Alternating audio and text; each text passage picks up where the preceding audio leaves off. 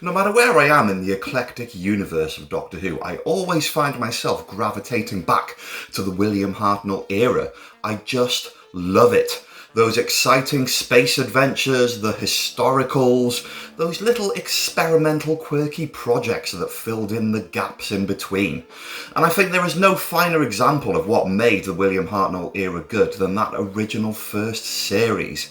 I absolutely adore the original four: Ian, Barbara, Susan, and of course the Doctor. The dysfunctional relationship those characters had between each other, the unbound thought process that went into the writing of these adventures, from an unearthly child all the way through to Reign of Terror. I just think you have a very consistent, consecutive run of fascinating stories that set the template for Doctor Who in the many decades to come, but at the same time, still wasn't entirely sure what it was supposed to be. I'm currently cooking up a long-form video essay all about Doctor Who and the Daleks, and I've been working on that particular project for nearly half a year now, but for the purposes of this video, I'm going to make a brief pit stop back to the somewhat obscure two-part adventure that followed it. I have, of course, made a video about Edge of Destruction on my channel before. It was about 4 years ago, and I thought it was high time that I revisited this adventure because I can't really go any length of time without talking about that incident when Barbara screamed at a melted clock. Edge of Destruction is a story that only really exists through sheer convenience. Originally, Doctor Who was commissioned for 4 episodes, and then that got extended for 13 episodes, and the original stories that were blueprinted for this stint of production were 100,000 Years BC, which eventually became known as An Unearthly Child, the Daleks, and Marco Polo. Well, these 13 episodes would only take them 2 episodes into Marco Polo, so Marco Polo got delayed, which meant that they needed a 2-part story to take them up from 11 episodes to 13 episodes. And that's what Edge of Destruction was. It was filler. It was essentially the thing that should not have been. And it relied heavily on the idea of it being produced on a shoestring budget. Hence the reason why the entire story is set within the TARDIS. But from that concept, something beautiful and rather strange arose. This is a story that was based around heavy bouts of dialogue, interesting concepts of the science fiction variety, and some somewhat hammed up over the top performances from some of the characters. I would by no means say that Edge of Destruction is perfect, and a lot of the time I think it is a story that is flying by the seat of its pants in terms of narrative. I'm not 100% convinced that Edge of Destruction is completely sure of itself, but you know what? I think that is where a lot of its appeal comes from. Some of the editorial decisions, the decision to have low camera angles looking up at these somewhat menacing personas the characters adopt, the creepy music score, which is very fleeting, and there are these long gaps in between where you just have characters talking.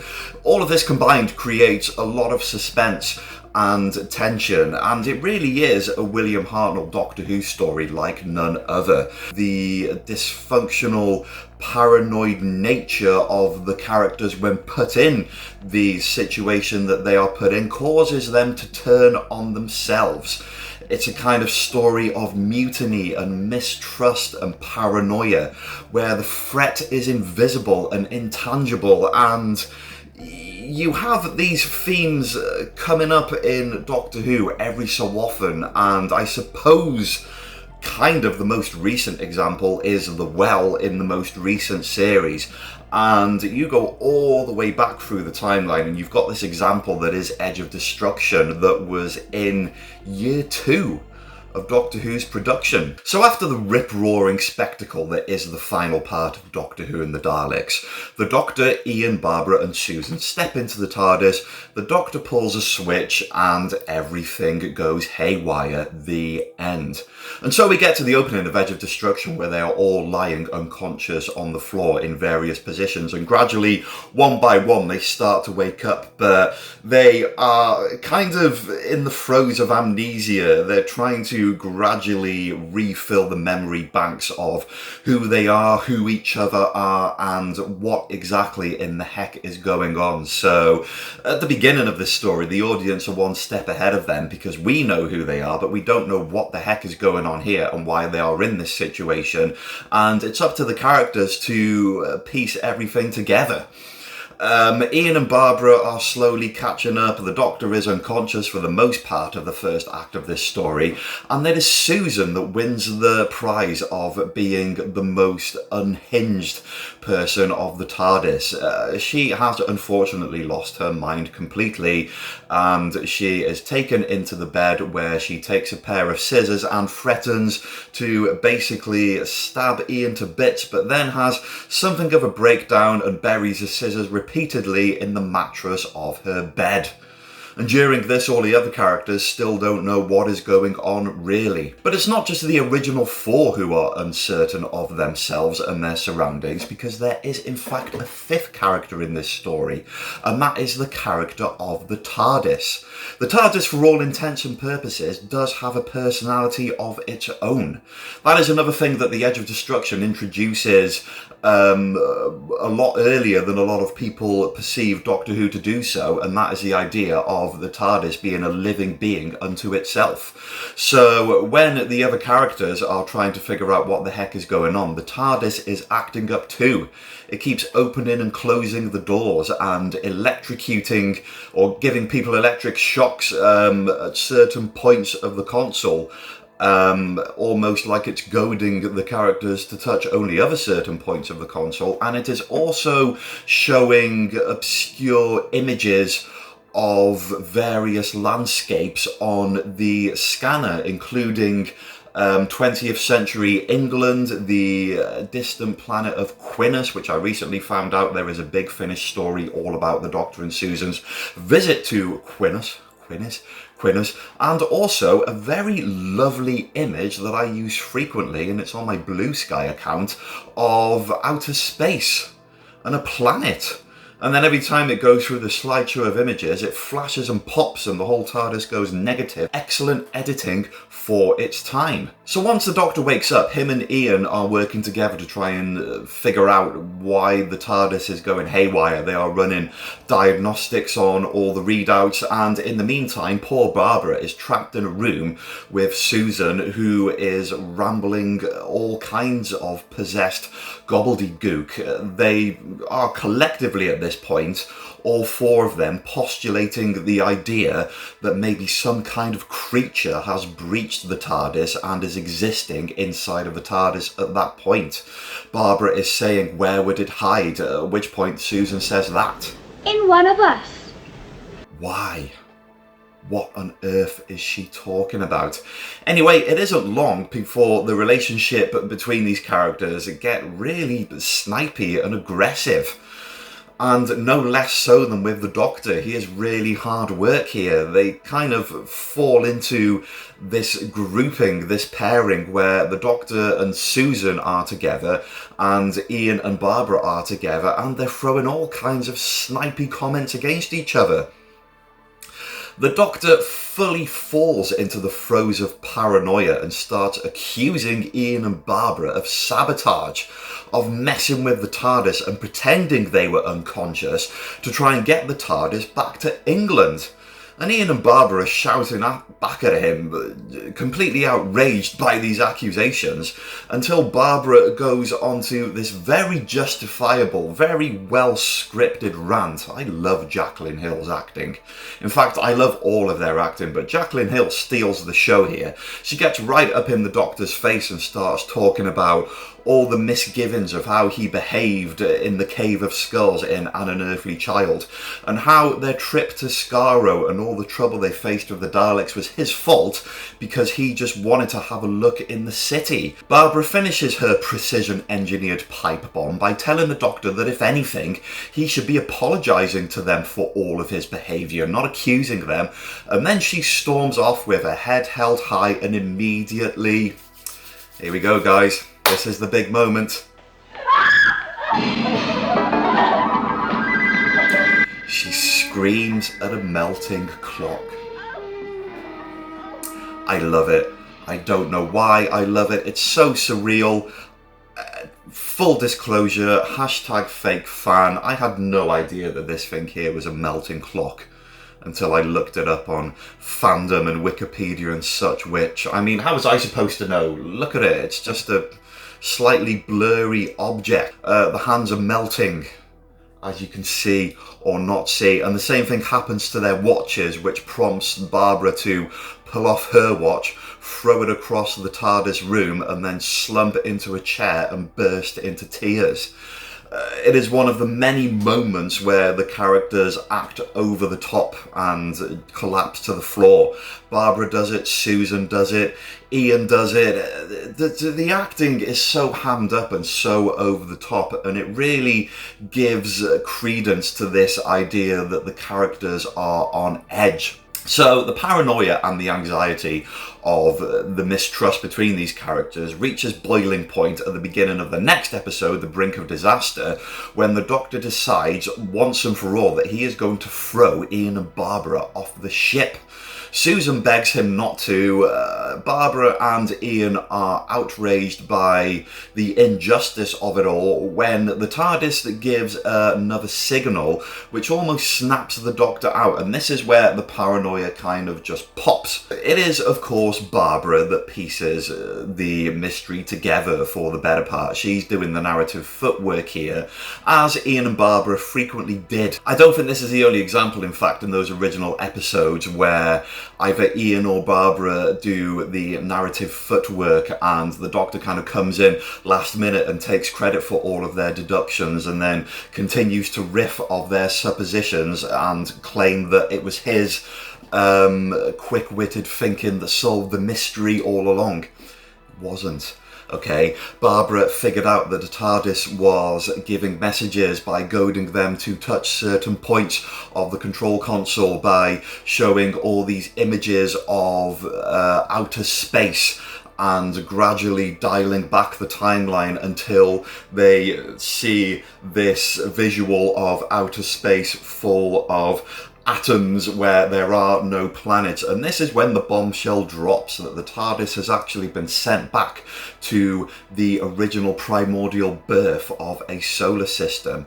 The lights go out. William Hartnell slumps against the TARDIS control and does this beautifully maniacal speech about the formulation of a solar system. Just a solar system here, not a universe, not a galaxy.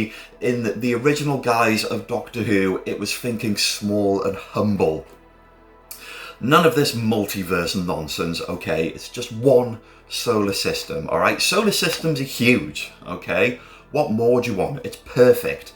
The birth of stars and planets, and the more the Doctor talks about it, the more childishly excited he gets until he starts going "Ooh," like that. And it's moments like this that make me think the Edge of Destruction is one of the best examples of how, back in its original form, Doctor Who was in many ways like theatre. You know, the cameras would roll, the actors would know their lines, and then they would just go, and if there are any flubs along the way, they would more often than not get left in. And in moments like when the Doctor is talking about the birth of the solar system, you've got the actor, you've got the background, you've got the lights, and with some brilliant performances and some very cleverly written dialogue, you can convey this vast, wonderful science fiction concept, and it is beautiful, and it conveys so much to the viewer, and it is just the perfect example, I think. Whether or not you think Edge of Destruction is a perfect serial, I think this moment alone is a perfect example of less is more in Doctor Who in its original form. And even in this day and age, I think there is a lot that can be learned from scenes like this in Edge of Destruction, and in fact in Edge of Destruction in general. The fast return switch got stuck, basically, and that's how it all happened. The TARDIS left Skaro, and the Doctor tried to get them back in time to 20th century England, so he pressed the fast return switch. Yes, that is the switch with fast return written in permanent marker above the mechanism on the TARDIS control console. The only thing on the TARDIS control console that does have a label on it, conveniently enough, and the spring got stuck. Bit of a disaster. So instead of stopping in 20th century England, it just carried on going all the way back to the birth of the solar system. Easily done, of course. And so at the end, Susan is trying to figure out how this was even possible to the Doctor, and the Doctor spends less time explaining the primordial birth of the solar system and more time using his torch to explain how a spring works and how it can get stuck. So there's your explanation there.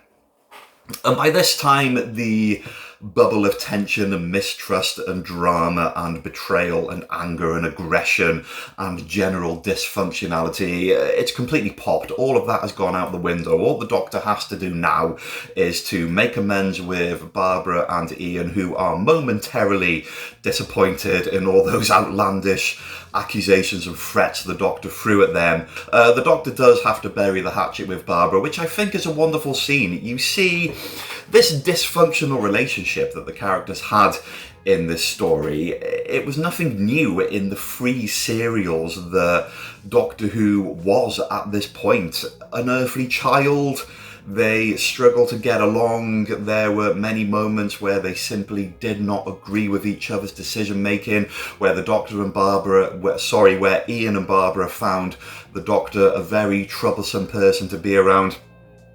And it kind of reached a sort of boiling point in the first half of Doctor Who and the Daleks, where the Doctor basically betrays them all just so he can have a look around a mysterious city in Skaro. And this episode kind of represents the fever pitch where this tension between characters culminates in an explosion of morals and ideals and tempers. And then when that fizzles out, you get this beautiful aftermath where the Doctor is really kind and really loving and affectionate, and it really feels like the long-running story arc has reached this culmination whereby it's going to go into a new chapter of patience and tolerance. And it is in fact a beautiful moment. If you've been watching these 13 episodes consecutively right up until this point, then it really feels like something has happened here, like there's been a real shift in the narrative. The Doctor apologises to Barbara, and Barbara reciprocates affectionately, and then they open the TARDIS doors and have a big snowball fight, and it just really feels like